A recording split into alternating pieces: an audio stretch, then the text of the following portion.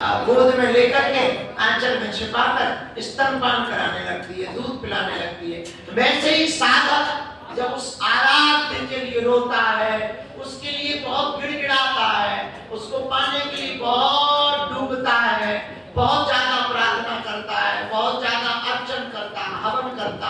निवेदन करता, तो फिर वो रुक नहीं पाता है। वो भी हजार काम छोड़ करके अपने भगत को, अपने शिष्य को, अपने साधक को गले लगाने के लिए प्रकट हो जाता है। तो आज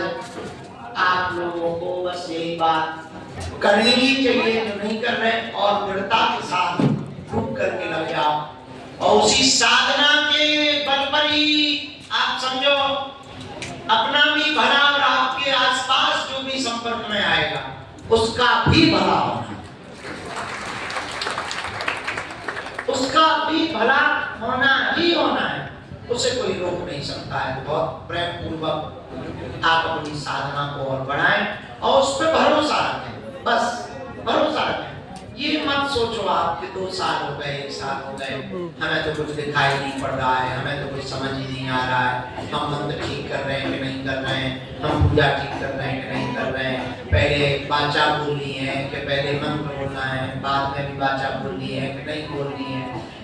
देखो अब जो नियम तुम्हें याद हो गए तो हो गए, बाकी हम दोबारा तो बताने वाले नहीं,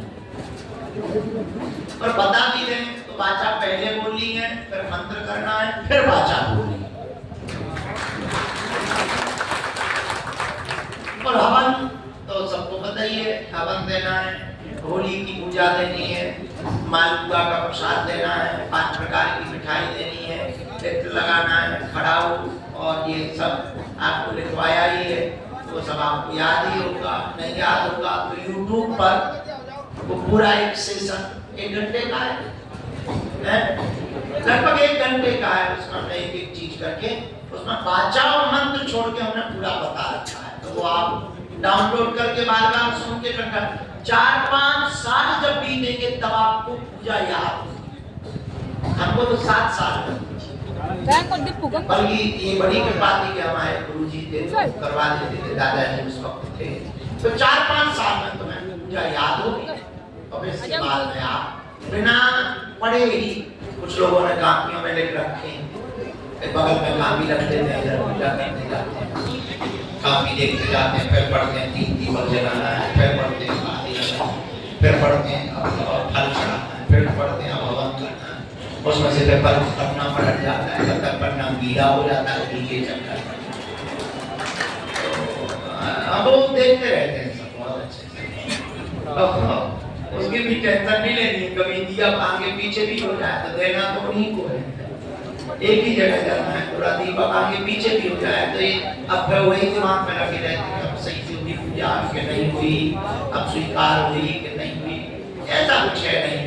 अब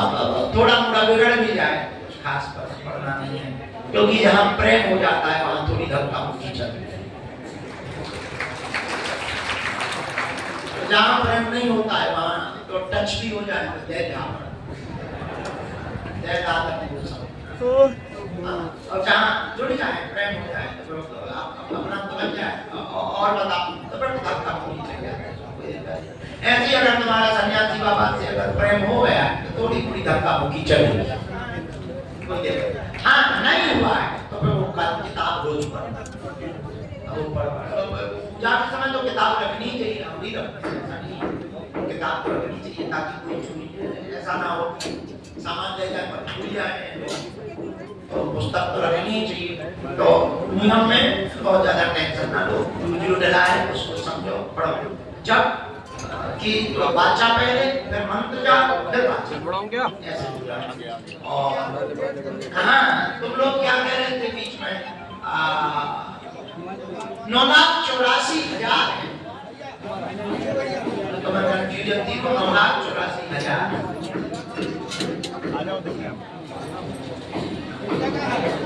हाँ तो जो हमारे कंफ्यूजन थे वो कंफ्यूजन भी मिटा दीजिए। 9,84,000 नहीं है, 9,84,000। हाँ कुछ लोगों ने 9,84,000 तो वो 9,84,000 सिद्ध आप समझ गए होंगे, वो पूरा बोलना नहीं है क्योंकि माइक बाहर भी चल रहा है, तो वो नौनाक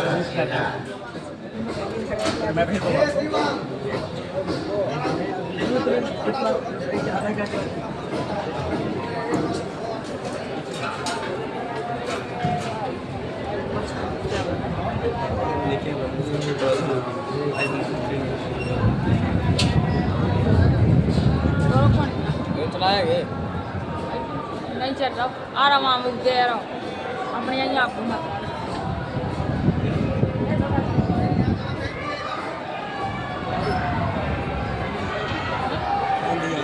अगर हम लोग चर्चा कर रहे हो उधर पवन देवता आ गए, बड़ी जोर से आ गए हैं, टेंट उखाड़ने के लिए आए हैं। जो बाहर लोग खड़े हैं वो एकांत में पहुंच जाएं, पंडाल से बाहर एकांत में पहुंच जाएं, क्योंकि पवन देवता थोड़ा तेज गति से आ गए और मजेदार आए।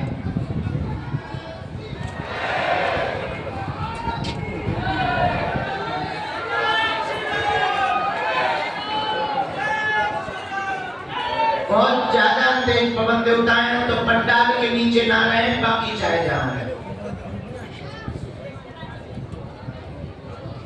निकल जाएंगे थोड़ी